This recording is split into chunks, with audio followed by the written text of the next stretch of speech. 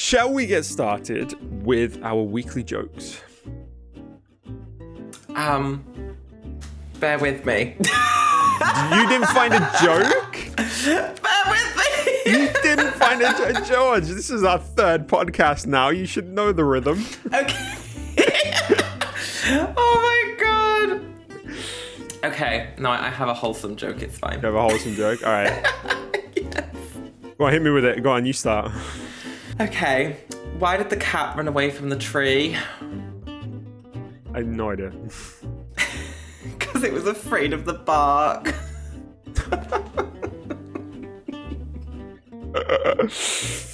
I hate them so much. They're so bad. Well, I've got a corker for you here. What is the least spoken language in the world? I don't know. Sign language.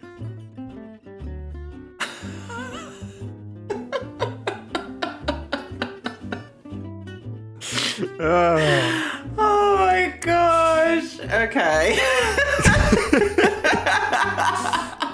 And with that, shall we get started with our stories, George? Now that you're warmed up. Yeah. Welcome to the Positive Anything podcast with your hosts, Aaron And George, we hope you enjoy your weekly serotonin boost and don't forget to follow and subscribe. Oh, dearie me. Well, I went first last week, so I'm curious to see what you're going to bring this week. So I'm first this week, yeah? Mm-hmm. Okay, here we go. So, George, we're going to start this week with a story about a different type of therapy. Okay. So we often hear about therapy, especially nowadays. You know, like everybody seems to be in therapy, which is fine. I'm not knocking it. It's good. And there seems to be a lot of therapy options available for everybody.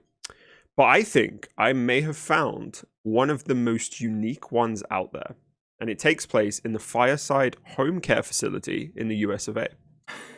So a bit of background for you before we dive into what it is. Fireside Home Care is run by someone called Roger, and I'm going to try and pronounce his last name, Sietzmier. I'm 99.9% sure I butchered that, but we'll right. So we'll just call him Roger. Let's just go with Roger. So Roger is from Tennessee, and he has worked with stop laughing. And he has worked with the elderly since he was very young. And he opened up his nursing home last year. And right, are you ready for this, George? Mm-hmm.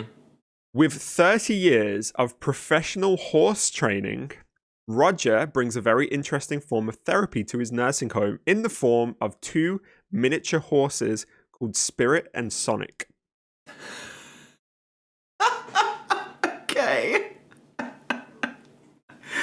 Oh my god. Hang on. So his therapy involves tiny horses. He brings two miniature horses to the care home, and that's his therapy. That's the type of therapy that he offers. What does he do with them? What do you mean, what does he do with them? He just lets people, like, pet them and stuff. Oh! I thought you were going to go down the road of like, oh, it's the new goat yoga. They're still pretty big animals, even if they are miniature horses. Like, what do you mean? You don't have a miniature horse climbing on an elderly man's back. Like, bloody break. Okay. So hang on. So we've got an elderly home with miniature horses in it now. Have they seen an improvement with this? Are you after stats? Like, I don't have the stats available, George. It's just a cute story. Oh, they look so happy. Right? See, that's what they do. They just bring the horses along and they can give them a little bit of a pet. And it's cute. It's really sweet. I think it's cute anyway. In Roger's own words, this is what he says. We decided to incorporate the therapy horses because of the tremendous joy that they bring, as well as their peaceful energy. Which, you know, I think you can agree with. They look really fucking cute. Yeah, they are really cute. So at the moment, the horse visits focus on the elderly and those in memory care facilities. So people suffering with dementia are apparently a key group of people who benefit from this type of therapy. But Roger is planning to actually branch out soon to local hospitals in the hope of reaching more people. And the idea for the therapy horses came from Roger realizing that the joy that these animals bring him could be experienced by other people after he spent the majority of his life with them. He spent like 30 years with these animals. Oh, I think he knows what he's talking about. they're really freaking cool. Oh, they look so happy. Yeah. You know, this reminds me. My dad, he works in an old people's home as well, and they recently had a similar thing, but they did it with chickens. What do you mean? Was it So there was chicken just, like, yoga? no.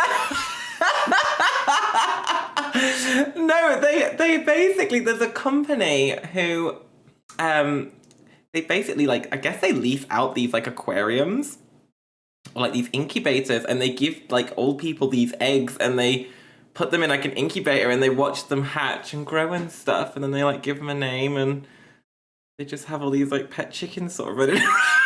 So, my brother, because he's like 3 years old, his reception or nursery, I can't remember which one, actually does the same thing. Oh, I love it. Yeah. I do love that kind of thing. Oh, bless them. So sorry, how often do these horses come in a week? Is this like a daily thing, a weekly thing? It didn't say, but I imagine probably weekly. I don't know. I think it depends how many clients he has now. So it doesn't say how many care homes Roger helps. Obviously, he's got his own one, Fireside Home Care, and I think that was probably the start. But it doesn't say how much he's branching out and how many places he visits at the moment. I've just got visions of like people going in to visit loved ones, and then they're like, "Oh, there's Ethel. Oh, and there's a horse." The name is Spirit or Sonic, George. Like, their horses have names. God. Oh my gosh! Oh, I kind of love this. Oh, I hope when I'm that age, people bring in Horses. maybe not horses, but like maybe like, I don't know, it's not cool, like an iguana or something. What's wrong with a miniature horse? Those are cool as hell. They're little horses. Oh my gosh! I know, but iguanas are also really cool. I feel like more people would be scared of the iguana than a horse. Like a miniature horse, you know, they're not very threatening. They're just really cute. An iguana is like is a reptile. Like, people don't like reptiles. That's true. The reptile community does. We'll build a reptile care home for you, George. There you go. No, to be honest, I'm actually terrified of snakes. Like, it's not something that I would want to. But an iguana's all right from a distance. Or like those color changing ones. What are they called? Like the Chameleons. Yeah, the chameleons. They're so cool. I actually met a guy who has a chameleon. I didn't know Just you could have casually- them as pets in the UK. Yeah. Oh, interesting. Yeah. Yeah, he's a guy that comes into my stream now, and then he used to have well, I don't think he has them anymore, but he used to have chameleons. That's pretty cool. I feel like I've really digressed. I'm so sorry. Like, we don't do that every podcast. What? Like, how are we 3 weeks in and you're still apologizing for things that we do every single week? It was like last week you kept being like, "Oh, I'm sorry for swearing." I was like, "Are you having a fucking laugh? Like, we swear, or at least I swear all the time. Like, just it's chill." I know, but people that listen need to know that I'm a wholesome homosexual. Like, I don't think there's any such thing. I'm bringing awareness. It's a new group I'm trying to create. You're at like LGBT my pride, God. and you're there. Like, any wholesome people, come talk to me. We're creating Yes. a club. We have biscuits. Oh, wait, what the gay Yeah, we people have eat? custard creams. Custard creams, alright. Custard cream. Yes. Yeah. No, definitely custard creams. I've had strong topic discussions about this, and people have decided that custard creams are so much better than bourbons. No. Well, Bourbons, right? No, Bourbons are chocolate, so just straight up off the bat, they're going to be better. yeah. But What I mean, even can is a you custard eat like cream? a custard? Have you never had a custard cream? Yeah, I have, but I don't know what they are. I don't know what flavor they are. I don't know. It's like vanilla, isn't it? Well, as the name would suggest, it's custard, so that's good. Probably should have known that straight off the bat. Well, I guess custard is kind of vanilla-y. Oh god. No, Bourbons are better. Okay, well, when I'm that age, Aaron, instead of horses, just bring me a pack of custard creams. It's cheaper at least. I'm down with it. Or party rings. Oh my god, I used to love party rings. I knew someone who was vegan, because party rings are vegan, and they would just eat party Are they? rings. Yeah, they're vegan. They're Oreos. Oreos are vegan as well. Stop it. Oreos are vegan. Oreos are vegan. No, they can't be. It's cream. How is that even possible? Oreos are vegan. I don't really... Wait, so what's the cream in the middle then? What is that? I don't know. I don't work for Oreo. You can't spew these facts with no substance, Aaron. All right. Well, okay. So this is a really... I'm so confused. So technically, Oreos are vegan, right? But they're also not vegan because apparently they cross contact with milk. So they're basically tricking vegans to buy Oreos. So they're not made from any animal-derived ingredients, but they're not technically vegan. But they're saying that they are vegan. No, like on Oreo's website and their FAQs, they say no, but everyone else says yes. Okay. I feel like the vegans that are listening are absolutely quaking right now, sat there holding an Oreo going, oh my God. Can you imagine, like, we've got a vegan listener who's about to take a bite and they're like, oh, what?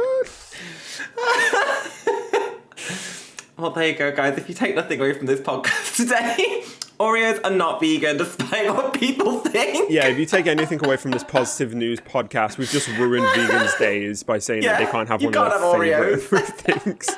Sorry, guys. Apologies. Oh my God. That was definitely a digress, but yes. Any more comments on the horse story? No, I think it's great that they're obviously they're trying to make people smile and brightens people's day, because it must be a lot of effort to have to bring these horses over to a care home. So no, good for Roger. What's his face? Because I'm not going to try and butcher his second name. It's Seitzmeir. Try and pronounce that. You're talking to the dyslexic. Sorry, what was that again? Never mind. We'll move on.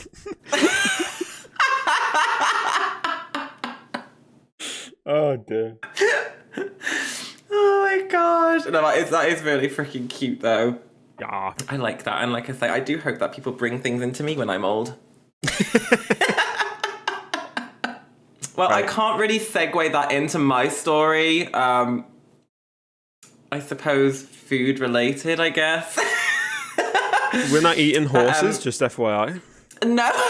Oh my God, no. Calm down, vegans. We're not eating horses. Bring it to the vegans. Just tell me your story, George. Just tell me your story. Oh my gosh. Okay, so my story is an interesting one, and you just need to bear with me because it's a bit of a journey. Is it going to make me mad, George? No, it's not. There's no rage. You're just going to be very confused, I think, initially, but we'll get there. Okay. So, when was the last time you had a Burger King? Like 5-6 years ago, something like that. Okay. And what's your normal order from Burger King, Aaron? Well, I'm vegetarian. Of course you are, but like, do they not do? Well, they did a Beyond Burger or like an Impossible Burger or something, but it was cooked on like the same grills as the meat, so they didn't really say that vegetarians should have it. Okay, we'll move swiftly on from that question because the idea was not to get you angry. I'm not angry. Answer your question, man. Okay, so what if I told you that on your Beyond Burger in Germany, you can now get raspberries, ice cream, olives, and a cheeky gherkin added to that burger? I mean, the gherkin, fair. Why would you want the rest? That's exactly what social media is asking at the moment. People are very confused why you can now order banana. I'm just listing them off here. Okay. Currywurst sausage, fried eggs, and marinated herring in a burger. Again, like sausage and fried egg, fine. Why would you want fish? Well, so I thought this was actually really cute. So Burger King have come out and basically said that they're now going to be adding these additional ingredients to their menu to support expectant mothers. So if at any point you're pregnant and you wake up at 3 a.m. and go, I'm really craving a burger with raspberries. you can send your loved one to go and get you one because they're now including like all these like top cravings that women have when they're pregnant to their menu so that people can can go and order these burgers with these additional items. What a niche market. What a niche thought, market to expand into. I did quite like this story, but I did wonder how someone woke up and went, we need to add more items for pregnant people. I have no idea. But yeah, and the pictures are hilarious. Like, they've actually got on their website and like on their like the big boards behind the counters like these pictures of burgers, and they're stacked so high, and they've got like ice cream and raspberries, and then underneath it all is like olives. And then under that is like just a random beef patty. Oh, that's so specific though. Like, where did you say this was? This is in Germany. So does every German pregnant woman want a raspberry burger? Is that like a common craving? No, well, maybe not specifically a raspberry burger, but it's a common pregnancy craving would be raspberries or, like I say, fried eggs or herrings, which I've heard herrings is herring, like fish, and that is a random craving that people do have, and like anchovies and things. Like, these are all common pregnancy cravings. So the idea is that they'll just keep a few in their fridges or freezers, and then when you get someone coming in going, my wife is craving fish in a burger, specifically herring, marinated herring, then they can have it. I knew a pregnant woman who used to crave sponges. What? Oh, Yeah. see, I've seen those online, but I've never actually known. Wait, did she actually used to eat sponge? Yeah. Oh my god, that's crazy. She would take the rough part off and then munch a sponge. She'd never like swallow it, but she'd just kind of chew it. Very weird. Like the texture. I guess, yeah, but like, it makes me freak out just thinking about it. Like, yeah, no, don't do that. Well, there's some really weird pregnancy cravings. Like, I saw a thing online where some woman used to eat coal. Like, she used to munch on coal. Like coal. What I don't understand is like, I can understand like a craving for like raspberries. You know, it's fruit. You know, you want the nutrients that come with fruit, or even fish. You know, maybe your body's craving protein. What the heck are you getting from sponges and coal? What nutritional element is the baby going, nom, nom, nom, nom, I want a bit of that? You know, like what?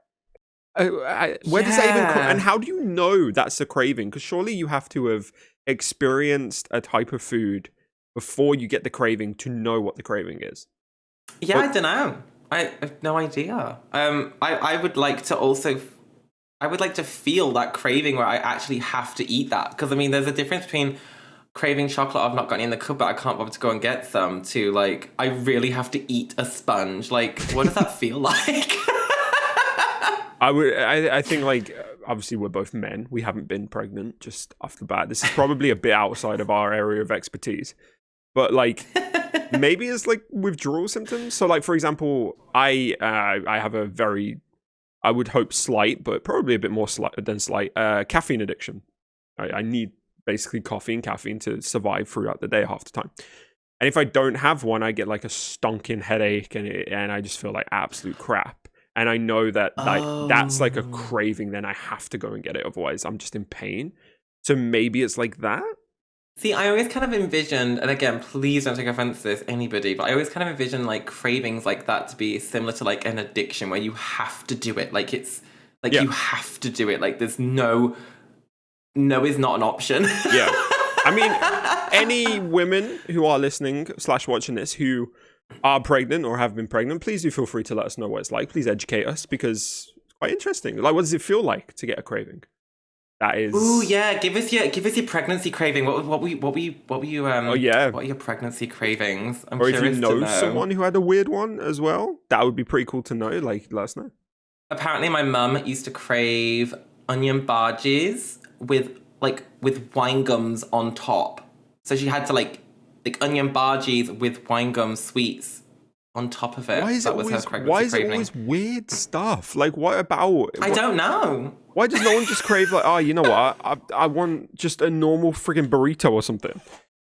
You know, like everyone has to go, no, I want a burrito with a little bit of raspberry syrup on top of that. And you know what? Go on, throw some of those keys from that keyboard over there on it. That will give a nice crunch. Bit of cat hair, actually, yeah. Nom, nom, nom. Sprinkle that on top, yes, lovely. And you know what? For good measure, let's just shave my arm and put a bit of a sprinkle on that one. Like, what is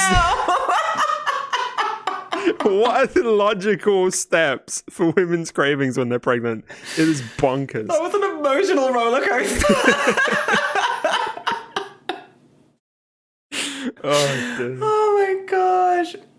So yeah, that's what they're doing in Germany. So if there's any Germans that are having any odd cravings, go down to your local Burger King because they've got you covered, hun. They've got you covered. By the sounds of it, you don't have to be pregnant to want these cravings. You can just go and order them as well. You know, we're not discriminating here. Yeah, do you know, I did wonder how many like stag do's and like drunken stupors that people would go in and just be like, I'm gonna order Benny a burger, but I'm gonna put some raspberries in it just to mess with him. Not telling, just whack a bit of ice cream on there. Good. Yeah. Oh, dearie me. I could imagine, like, to be fair, like in the UK, if that had come out in the UK, you know, like being back at school, there would be that one random person who swears that it's the best thing they've ever had. Like those people. Those people who just seem to like all the stuff that no one actually likes, but they say they like it. You would get that one person who would come in and at lunch just whip out a burger with raspberries, and you'd be like, what the heck is wrong with you? And they'd be like, no, I promise you it's delicious. Like, you just know. It's like those people who like dunk like McDonald's French fries in their McFlurry. Like, you're gonna start a war because I know that there's a fair amount of people who do that. Right? I know. I'm ready for the debate, honestly. No, you're gonna get us in trouble, George. We should move swiftly on before you get us cancelled. The French fry dipping McFlurry community is gonna come for my wig. Oh my god, did you hear about that absolute batch who on his podcast insulted us? Get my fries, Gerald. I'm mad. Hey, listen, I'll try anything once, but I don't know. I feel like maybe I'll try it. Maybe I will try it and just confirm that it is actually repulsive because you're dipping actual grease into an ice cream. Oh dear. Well, I tell you what, that's your homework. You go and next week let me know what it's like, and then we'll I will. We'll reconvene and we'll see what other weird stuff we can get you to eat. Great. I can't wait. Shall we move swiftly on? Yes. Now, I can tell you that I cannot segue your story into mine in any capacity, so I'm just going to say, audience, we're about to move on. Enjoy. I hope you enjoyed that story. Let's go on to the next one, because that's all I can do right now, okay? All right, so you remember last week when I spoke about Hot Wheels being, bringing out a new toy. Yes. Hot Wheels are owned by Mattel, which you may already know. And I'm very excited to say that Mattel have gone and done it again. All right, so here we go. Before we get into that, though, let me introduce you to Laverne Cox first. Okay, she is a trans actress, producer, writer, and activist who you may know from playing Sophia Burset on Orange is the New Black. I don't know if you watched that, George. I haven't, but I shouldn't say that because people are going to get really mad about it because everyone keeps telling me to watch it. I also haven't watched it. I watched like 2 episodes, didn't enjoy it, didn't watch it. Now people are going to get more mad at me. You're safe, George. Moving on. Yeah. So Laverne was also the first transgender person to be nominated for a Primetime Emmy Award. It's pretty cool. And so, she's got a lot of accolades already under her belt. But she's just added one more. So she's worked with Mattel, the company behind the world-famous Barbie toy, to create the first ever Barbie doll modeled on a trans person. So the toy... Oh my gosh! What? Mattel is on one at the moment. Like, Mattel is on a mission. Yep. I gotta say, like, Mattel have earned my respect with some of the stuff they've done. Like, last week we spoke about the wheelchair remote control toy, which is really cool. We also spoke about like them introducing like wheelchair Barbies and stuff like that. Mm-hmm. Now they've introduced the first ever trans Barbie doll, which is awesome. And this, to confirm, wasn't an accident like the gay Ken doll. No, this is a very much intentional. So the toy was created in Laverne's image, and she actually worked very closely with the brand to bring it to life, which is pretty cool. Now, the doll itself, it has to be said, is fierce. Okay, it features a burgundy bustier and a skirt.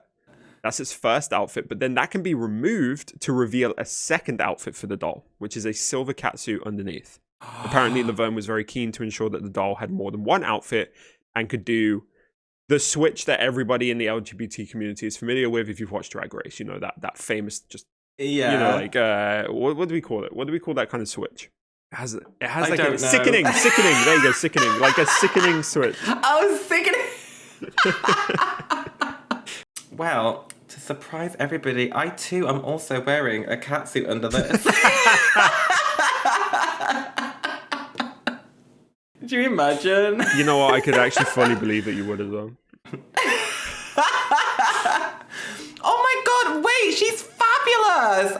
Oh, Barbie, step aside. Oh, she even... The facial features as well, she even looks fierce, Yeah. Like, honestly, the doll is awesome. The doll is really, really cool. I'm not a Barbie fan. I don't really... obviously, I don't collect Barbies. Never really had one.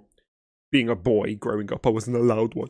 But like, this is super cool. And I feel like Barbie have really stepped up their game with this one because it is awesome. And I think it's... they haven't just... It doesn't look like they've created it for the sake of creating it. They've created it with love, it looks like, Yeah, absolutely. I mean, no disrespect to this Barbie, but I do prefer the catsuit outfit to the red dress. Well, it's like, you go to... The red dress is like awards ceremony. And then the catsuit is like awards party, after party. I love it so much. Barbie's fabulous, don't get me wrong, but I know, like, this... maybe I want to be best friends with this Barbie and not the other Barbie. This Barbie looks way more fun. I would agree. So, in a quote on the subject, Laverne said, and I'm quoting her here, "I can't wait for fans to find my doll on shelves and have the opportunity to add a Barbie doll modeled after a transgender person to their collection. I hope that people can look at this Barbie and dream big like I have in my career." Which is awesome. The doll has been released as part of Mattel's Barbie Tribute Collection. And Laverne now takes her place beside other inspiring women who have been immortalized in doll form, such as civil rights activist Rosa Parks, nurse Florence Nightingale, and even recently, the fabulous, ever classy Queen of England. Oh, okay. Okay, I will just say I wasn't expecting the turn of events there. We've gone from, a fabulous transgender Barbie doll to Florence Nightingale. I mean, like, it's who she's now taken the place beside. Like, genuinely, that's who she's taken a spot in history beside, I guess. I'm surprised that the Queen of England didn't already have a Barbie doll. Apparently, it was released for her Jubilee. Oh, that's cute. Oh, I love that. I hope she comes with corgis. Let me check. I gotta check now, obviously.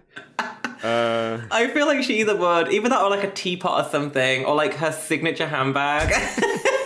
So she... Oh god, she looks actually quite scary. That's our queen, Aaron. That is our queen. The Barbie doll isn't our queen, you sausage. Right? So apparently... Ooh. So she comes with like... She comes in quite a nice white flow dress. She's got a crown. She's got like this blue sachet on her around, like on her shoulder.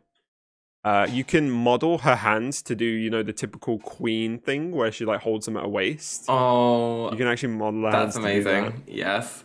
Yeah, it's pretty cool. I prefer Laverne's. I'm gonna say you seem underwhelmed in comparison. Well, she doesn't have her corgis. Yeah, that is quite sad. Can you model her hand into like the signature queen wave? Is that like a thing? I imagine so. It's weird because like the poses they've got her pictured in on this website. I'm on John Lewis's website for some reason. I don't even know why I'm not on just fucking Barbie's website. But like she's like fully modeled. Like there's one where she's like looking to the side and her leg is forward and her hands are on her hips. And it's like a full model. It's really weird. I don't really imagine the queen doing that.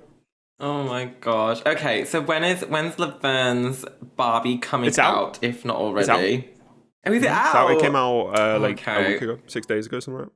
Came out on the 22nd. I love it. Yeah. And the story's not over. I do have one final bit of positivity for you. So on the 29th of May, which is yesterday, if you're listening to this podcast on release day, Laverne celebrated her 50th birthday. I gotta say, she doesn't look 50, so fair play to her. And to honor the occasion, Barbie is making a donation to Trans Family SOS, which is a charity that strives to create a more gender-affirming and accepting society. Oh, that's cute. Oh, good for Barbie. Good for them. They're doing so much. Mattel is setting the bar, literally. This is amazing. This is incredible. I can't wait to hear what they're bringing out next week. I'll just, every week we'll have a Mattel story. Oh, I love it so much. It's fabulous. I kind of want to go get one of these Barbie dolls now. Just in case anyone is interested, it released on the 25th. It's $40, so about 31 quid. Which I think is quite average for Barbie, because girl, she ain't cheap. Especially if it's like a signature collection, you know, like it's not just something that's... Yeah. Just like I'm on Mattel's website for the doll as well, and it's really interesting because they put like bullet points, and one of them is body type, and this is what they label the body type as: articulated superhero. Oh my gosh. Okay, Mattel. Yes. Kudos to your marketing team. That is amazing. Yep. Gotta give them props for that. That's fair play. Yeah. Oh, I love this. I freaking love this so much. Yeah, okay. I definitely need this catsuit. I definitely need to I need to invest. What, like in real life or? Yeah, 100%. I need one of these. They look amazing. Look, it's just so fabulous. If you are not next week in this catsuit, I'm going to be very upset for the podcast. Like, you need to record. Just add it to my list of costumes with my Ken doll outfit. Yes, what happened to Earring Magic Ken, man? You're dropping the ball, George. You're dropping the ball. I've told you, I'm going to jump out the plane with it on. Oh, dear. Oh my gosh. Oh, that's a fab story. That is absolutely brilliant. I love it so much. I can't stop looking at her. She's brilliant. Can you segue into your story off the back of that? I can segue in terms of the LGBTQIA plus side of it. Do it, George. Our first segue. Okay. Go on, segue me in, George. Oh, you put me on the spot now. I don't really have one. It was just, that was it. I'll give you a hint. Here's the first sentence. Speaking of the LGBT community and positive news with them. Oh, there we go. Yes, there we go. Okay, yeah, speaking of which. Segue, George, go. We need to get better at this. We really do. Oh my gosh. Okay. So speaking of the LGBTQIA plus community. That's a good segue. Really good one. Yes. Oh, it's so good. It was like we'd practiced it. My story is actually set in Wisconsin. So we're going back over the pond. So it starts a bit negative, but again, you just to bear with me. Just come with me on this journey. So there was a person, I don't know their gender, so I won't assume. There was a person who works in a restaurant in Wisconsin who apparently had received a note on their receipt. So you know when you pay for your bill and then you sort of leave your tip, etc. Mm-hmm. You go on your merry way. This couple had felt the need, and this makes me so mad. This couple had felt the need to write on the bill that the service was great, but we don't tip sinful homosexuals. Oh dear, I'm not laughing because of the actual comment. I'm laughing because it's just so ridiculous. All right. So apparently the person who'd received this had put something online and was like, oh my God, look at the state of this. People are so narrow-minded. And a guy who was from Wisconsin who has a Facebook group called the Do Good in Wisconsin. It's like a non-profit organization, had seen this and had put like a big thing out to sort of ask for help. And he then raised a load of money, went into the restaurant and ordered a meal to the value of $45, sorry, and left a tip of $4,500. Bruh. To the person who'd obviously received this nasty message from this other couple. And yeah, I just love it. I just saw that and was like, oh my God, that's amazing. So he'd reached out to a bunch of people. I think there was like 200 people that had donated to like a Venmo challenge, I think it was. And all the money that he'd just like got off this Venmo challenge, he just gave as a tip to the person and just was like, yeah, you're fabulous and we love you. Did he write on the receipt, "We do tip sinful homosexuals"? It didn't say. I would like to think he did, and I hope he did, because if not, it's a missed opportunity. Very missed. Yes, very missed. But yeah. That's really cool, though. Yeah, I was quite disappointed, though, because I couldn't find anything online to see, like, a response from the person who'd received it. Mm. But yeah, I couldn't believe that. I mean, could you imagine? I mean, everyone that's worked in retail or catering has got their own horror stories, haven't they? Yeah, like, it's funny because my uncle, and I hope he doesn't mind that I'm about to tell the story. Can't stop me now. He used to work in service, and he is my gunkle. He's my gay uncle, and he would often talk about how he would change how he acted depending on what the table looked like. So, for example, if he had a table of women, especially younger women, he would be himself. You know, he'd be quite camp. He'd be, you know, he'd just be whatever he wanted to be in that moment. But if he had like a table of lads, you know, he would butch up. Oh, that's really sad. Yeah, it's like, so, like people like this person as well who got that horrible note. Just get dropped a pen. Just get basically shit on just because of who they are. And just while they're doing a job, like they're serving you, they're literally doing something for you, and you still have to shut them. Yeah.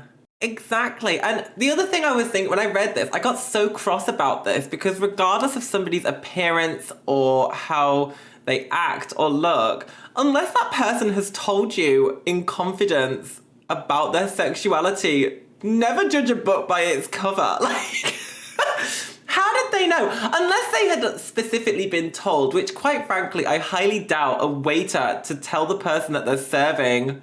Yeah. That they're a homosexual, unless, you know, I don't know the situation, but I highly doubt it. Don't assume, like, that's just so rude. Like, it doesn't have anything to do with your ability as a waiter, you know? No, not at all. Also, can we just go back to the fact that you use the word cross? I've never heard anybody our age say they're cross about something. Wait, really? I've always said that. Like, I'm just cross. Yeah, angry. I'm cross about it. I would be like, I'm pissed off. Mad, you know, but you're like, I was so cross with that, actually. We're circling back to my wholesome homosexual group. Oh, that is lovely, though. I'm glad that they got a happy ending out of that. And I hope that the people who left the message saw that and felt very silly. I hope they felt very, very silly with themselves. Yeah, I really struggle. And again, I'm probably going to upset people here. And I really hope I don't. I don't mean it in an upsetting way. We'll just cut it out. I have always... I've always, like... How do I put this in a way? I've always respected that religious people are so, you know, like, loving of everybody because that's what they're told to do. And then when you see this, it's just like... It's kind of a bit hypocritical a bit, you know, like you should be loving everyone. I've had this conversation and like this argument so many times where like somebody has tried to use their religion as a reason as to why they don't support the LGBT community. And I've been like, yeah, but your religion preaches acceptance and love. And I'm like, yeah, but you know, like, yeah, it's wrong. And I'm like, no, you just don't understand your religion by the sounds of it. Like, it winds me up when people... Well, first of all, when people try and use their religion to back up their bigotry, that annoys me or makes me cross. And then second of all, when the wider majority of people then take those few and like plaster the entire religion with it. If that makes sense. So like I know that there's quite a loud minority of Christians and Catholics, for example, who scream about homosexuality being a sin and the LGBT community shouldn't exist and all this kind of stuff. But there are people who are in that religion who are loving and who accept because they understand that their religion is about kindness and about love and about acceptance and about community. And it does upset me sometimes that the entire label of Christianity gets plastered with this anti-gay rhetoric because these people are the ones who scream the loudest. Absolutely. I mean, my family is heavily religious, so I accept it implicitly. And I'm very aware that there's more good than bad. It's just the ones that obviously scream the loudest is the hate comments. But I remember when I was younger, when I came out the closet, in quotes, I suppose, when I came out, there was people at the church that just stopped talking to me because of it. And it was just because they were uncomfortable with it, I think. I don't really know, but it does make me a bit irritated sometimes when I think you're supposed you tell everyone that you love everyone implicitly and that you love everything, but then you feel the need to go out your way to do this. Yeah. Literally. And again, that's not me trying to offend anybody. This is just me getting angry at this this little note about sinful homosexuals. You know what? If being who we are means that we live in sin, then I would rather do that than live as somebody else my entire life. Like, absolutely. That feels like a trade-off that I'm happy to have. Mm-hmm. Yeah, 100%. But no, good for this waiter. I hope you enjoy your $4,500 tip. Could you imagine? How annoyed would her friends be, or their friends, should I say? Sorry, how annoyed would they be? Like the people they worked with, sorry.